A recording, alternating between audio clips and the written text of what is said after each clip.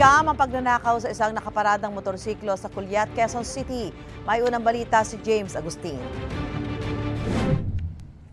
Masdan ng isang lalaki na nakatambay sa bahaging ito ng Barangay Culiat, Quezon City. Lumapit siya sa nakaparadang motorsiklo. Kinuha ang helmet at isinuot ito. Saglit siyang napaupo sa bangketa na tila nagtatago.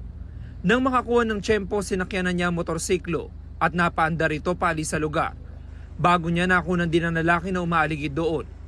Ang lalaki sa video, magnanakaw pala ng motorsiklo. Ayon sa pulisya, agad na nakapag-report sa kanilang may-ari ng motorsiklo. Nagtungo po siya doon sa lugar na yon dahil doon siya nagtatrabaho sa bahay na yon. At sa paglabas niya, wala na yung motorsiklo. Sa follow-up operation ng District Anti-Carnapping Unit ng QCPD at sa tulong na rin ng CCTV footage, naaresto ang 24 anyos sa sospek. Nabawi sa kanya ang ninakaw ng motorsiklo. Tanggal na ang plaka, wala na rin ang top box at mga side mirror. May nakuha ring hand grenade sa sospek. Patuloy pang hinahanap ng pulisya ang kasabwat ng sospek. Yung isang suspect ay siya ang maghahanap ng kanyang motor na tatargetin.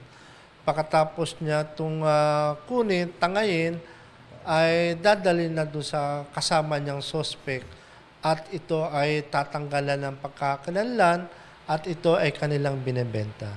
No comment po yun. May nakuha ba sa'yo na granada? No comment po. Sinampa ng sospek ng mga reklamong paglabag sa New Anti-Carnapping Act at unlawful possession of explosive. Ito ang unang balita. James Agustin para sa GMA Integrated News.